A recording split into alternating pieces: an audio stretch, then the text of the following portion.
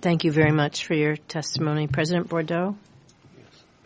Good morning, Chairwoman McCollum, Ranking Member Joyce, and members of the subcommittee. On behalf of the Rosebud Sioux Tribe, I would like to thank you for the opportunity to share our tribal priorities in public safety and justice. One of the primary responsibilities of the Rosebud Sioux tribal government and the United States government is to provide public safety and justice services to members of the public. However, this responsibility has been neglected. Documentation exists that illustrates the fact that tribal courts and law enforcement agencies have been historically underfunded by the federal government to the extent that severely limits our ability to ensure safety and justice. This is especially disheartening, especially because Native Americans are the victims of violence at the rate 2 times the national average. A report issued by Congress and the BIA in 2016 indicated that the total annual estimated need for public safety and justice programs in Indian country is $1 billion for law enforcement programs, $222 million for detention, and $1 billion for tribal courts. Additionally, we are requesting an increase of funding for the BIA law enforcement and detention by at least $200 million over the 2018 funding level of $373 million.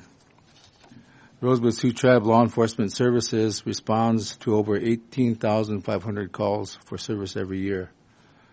Our law enforcement services serves an area of approximately 1 million acres, or roughly 1,560 square miles, with only 25 patrol officers and 5 criminal investigators. The national average of officer-to-person ratio is 3.5 officers per every 1,000 people, whereas on Rosebud, the officer-to-person ratio is 1 officer per 1,000. An increase in funding will be utilized to hire at least 20 more officers and acquire additional 20 vehicles. The additional officers and patrol units will significantly reduce the response time and provide our law enforcement services personnel with more time to investigate open cases. The Rosebud Sioux Tribal Court. The Rosebud Sioux Tribal Court was established in 1975 and is a court of general jurisdiction.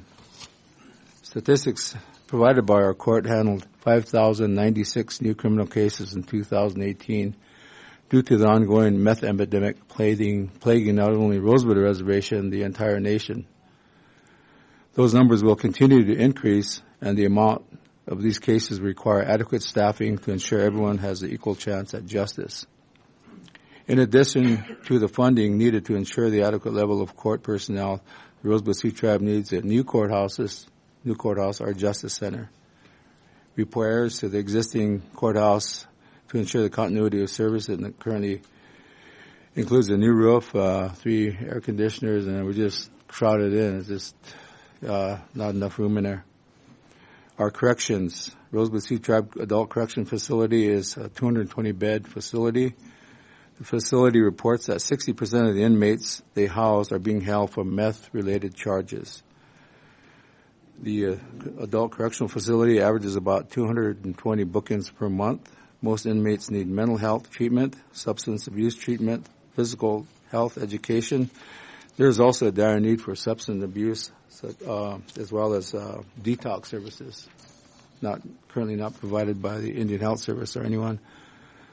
The ACF, the Adult Correctional Facility, is a short staff and needs 10 more additional correctional officers. The facility currently operates with 4 to 5 officers per shift, with the actual need of 10 to 12 officers. It is not uncommon for 4 to 5 officers in our detention facility to oversee 120 inmates. If all positions were filled at the facility, they would have 53 employees that would consist of 7 administrative level positions, 4 sergeants, 36 correctional officers, 3 cooks, and 3 maintenance officers. The facility presently operates with 26 COs and 10 vacancies due to lack of funding. The ratio of COs to inmates is a security concern, and there is a need of additional funding of about $600,000. I want to briefly touch on tribal roads. Quality roads are critical to the component of ensuring public safety. According to the Officer of Inspector General at the Department of Transportation, only 17% of travel roads are deemed acceptable by the BI. More than 60% of travel roads remain unpaved, and 27% of the bridges are structurally deficient. It is vital that the recent increase in travel transportation funding.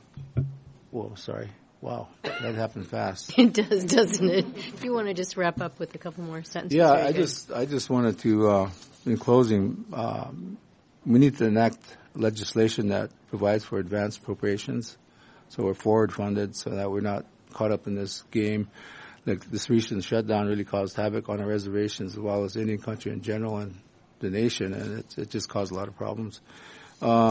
Basically, the main thing is our treaty rights. We need to make sure that, we're fighting over our treaty rights all the time, educating Congress, and we're just asking that they be upheld. Thank you. Thank you, and thank you for being here today.